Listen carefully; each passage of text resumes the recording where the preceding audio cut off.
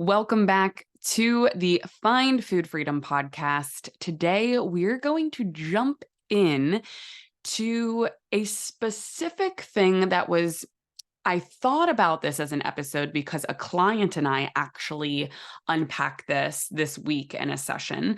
But I also came to this statement, if you will, through an Instagram Q&A box. Those have been so great for inspiration when I just say, ask me anything. What do you want to know about? And someone had wrote this exact line. I unintentionally lost weight through my intuitive eating journey, and it's triggering. And so there's that I want to unpack today, but also, again, like I said, I was in session with a client this week and he's experiencing something similar where we've been working together for years and he's very advanced in his intuitive eating journey and his body is changing. And again, very unintentionally. And he didn't even notice it, but he's starting to get comments and comments and comments coming from others regarding his body changing or getting smaller and is finding it a little triggering. So this is a friendly reminder that complimenting weight loss is not a compliment. And if you're like, what? Tell me more about that. You can revisit a previous episode of the Find Food Freedom podcast that is literally entitled Complimenting Weight Loss is Not a Compliment. It was released just a few weeks ago. So I would visit that first because that's a great connector to this episode. Now, when it comes to today, I really first want to just set a foundation, right? Of the Find Food Freedom podcast as a registered dietitian and certified intuitive eating counselor, we are coming from an intuitive eating lens, which means this is a weight neutral lens, which means we do not celebrate changes in the body because they're seen as neutral. So if you're someone who this is your first ever listen to the Find Food Freedom podcast and you're like, what are you talking about? I want to lose weight. Why would I find that triggering? This may not be an episode for you. If you're newer to food freedom, if you're not really sure how weight and all these things correlate, I would start closer to the beginning of our podcast episodes. Now, for the rest of you, please know that this is for educational and informational purposes only. This is not in place of professional support from any medical professional. I am simply responding to a DM that I got on Instagram, as well as sharing some kind of behind the scenes of a session with a client that I had this week. All right, so let's talk about if you're someone who you've lost weight unintentionally, right? You're so far gone from or far away from dieting. You're not trying to intentionally shrink your body. You're on an intuitive eating journey. You're on a food freedom journey, and you're noticing that your body is starting to unintentionally lose weight. And maybe you're someone who you don't weigh yourself anymore because we know that weighing ourselves doesn't serve us. Our weight does not determine our health or our worth. So maybe you threw away your scale and you can maybe start to read between the lines if your clothes are fitting a little looser, or maybe you've gotten a few comments from other people saying, oh my gosh, what are you doing? You look so good. Friendly reminder, it's never okay to comment on somebody's body. So that's where this came from is I've gotten a lot of DMs about this. It's like, I'm unintentionally losing weight on my intuitive eating journey and it's triggering to me and I don't know what to do about it. I've had people go as far as saying, I want to stop intuitive eating. I'm feeling very physically, mentally, emotionally pleasant, but this is really triggering to me because I feel like I'm dieting again. So we're going to jump right in, I promise. In 1 second here, I do want to put a disclaimer that the mission of intuitive eating is not weight loss. If you're somebody who has maintained a size or gained weight on an intuitive eating journey, that does not mean you're failing. This looks different for everyone. Our bodies ebb and flow. Our bodies are supposed to change throughout our life. So even if somebody is losing weight on an intuitive eating journey unintentionally, this doesn't mean that this is going to continue or that their body is going to stay here, right? I want you to think of our bodies like a wave in the ocean. We ride the wave through the different seasons. These waves will get bigger and smaller, and there's always fluidity in this.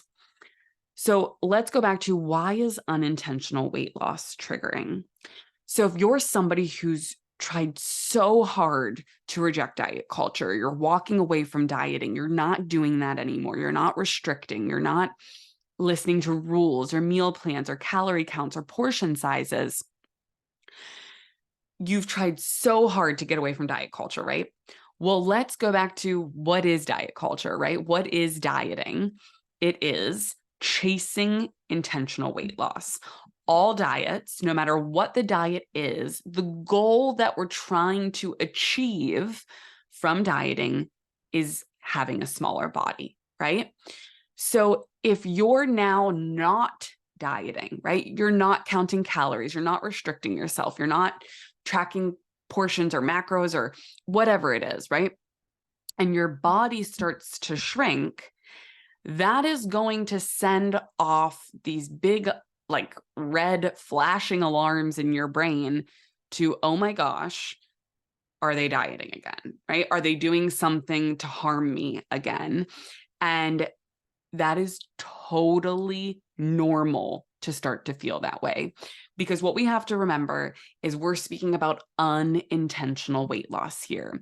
On an intuitive eating journey, if you are honoring your hunger and fullness cues, you're bringing satisfaction back to food, you're moving your body in ways that you enjoy, you're adopting coping mechanisms in addition to food that help you through really tough times. You have made peace with food. You're rejecting the diet mentality, right? I'm running through all of the principles here. You've implemented maybe gentle nutrition and started to increase nutrient density. Maybe you've even done some medical nutrition therapy and looking at different lab values or diseases and conditions, and using movement and nutrition and stress management and sleep hygiene and some of these health promoting behaviors to help manage these disease states. Now, I just threw so much at you, but let's pretend that you've been doing all of that, right? And your body starts to unintentionally change.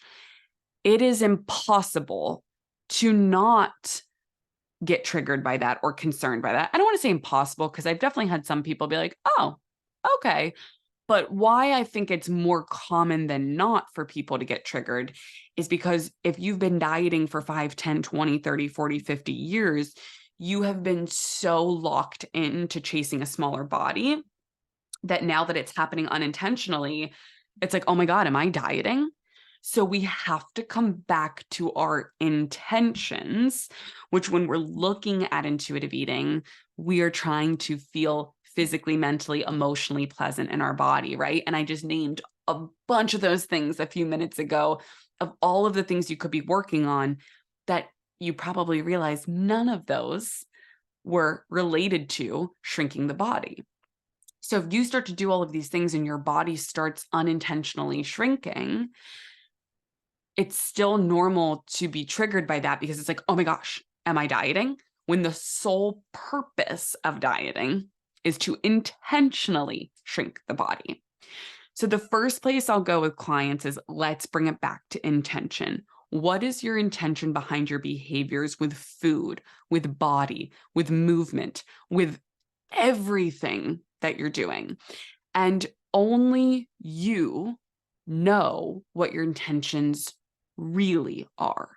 So that's so important to recognize, that even as an intuitive eating counselor and someone that supports clients and has a team of people that supports clients, we act as a support system.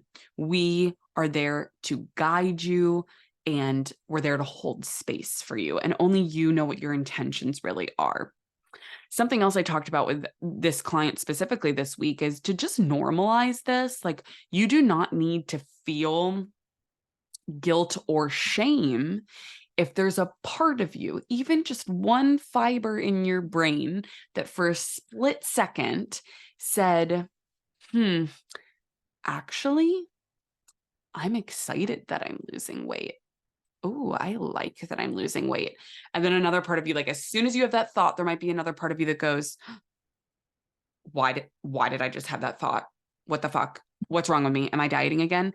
And I can't stress this enough that if there's a part of your brain that is excited about losing weight, you do not need to feel guilt or shame, but we need to get curious about why am I having that thought?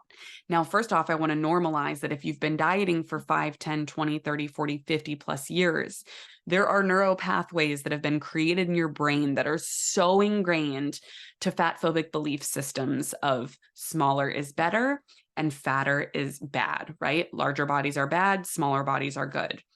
So we need to, the more that we get used to allowing thoughts to come and go without guilt or shame, right? Without judgment, and recognize if you have for a split second a thought that says, I'm happy that I'm losing weight, instead of judging yourself or shaming yourself, can you get curious? Why am I having this thought? Because what this thought supports is that smaller bodies are better, right? Or smaller bodies are more lovable, or smaller bodies are whatever that belief is, right? That came from diet culture. So get curious when you have that thought, and again, come from a neutral observer. You do not need to guilt yourself or shame yourself. This is something that is coming from a belief system that was deeply ingrained in you.